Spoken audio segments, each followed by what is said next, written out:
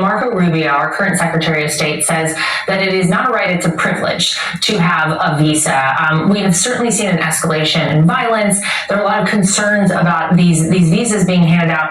What is your take on that? Do you agree with that pause for the safety of Americans? Well, I've been both national security advisor and I am a professor.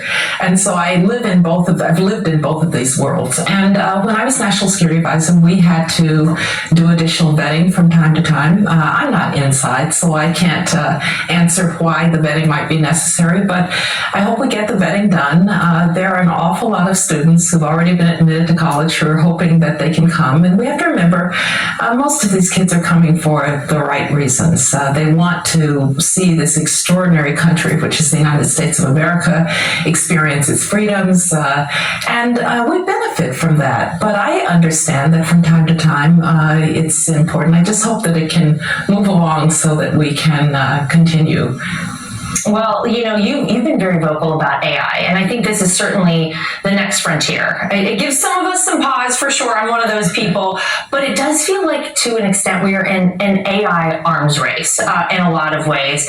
So maybe talk about why it's essential that the United States come out on top in that arms race for the future and really for national security. Well, it's extremely important. These are transformational technologies that we're talking about now, and not just AI, but synthetic biology and quantum and what we're doing in space.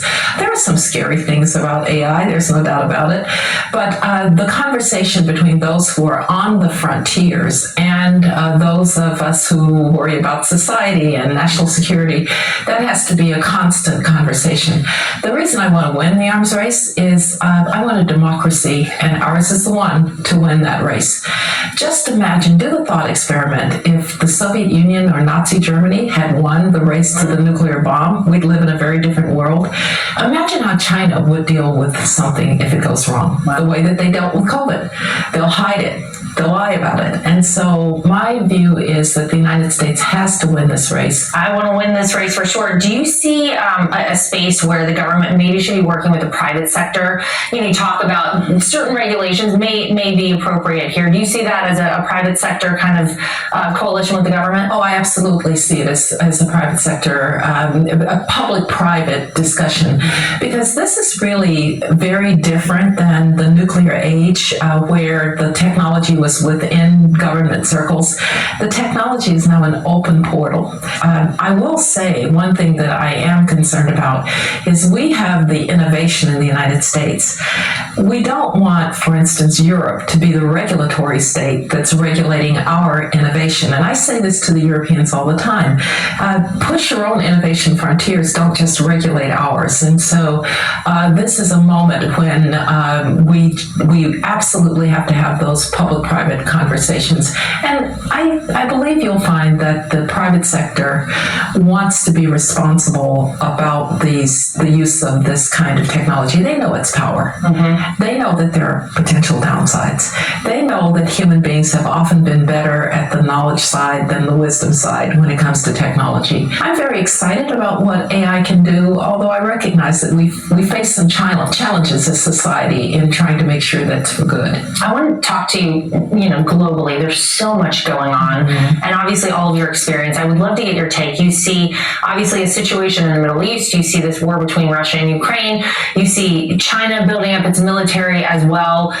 Where do you think the United States needs to be overall? What advice would you give right now to, the person who has served in many roles that you have and is now in those spaces? Well, let me first say that you've got awfully good people in those roles. So I am somebody who believes that sometimes your advice isn't so great when you're outside, you can't see.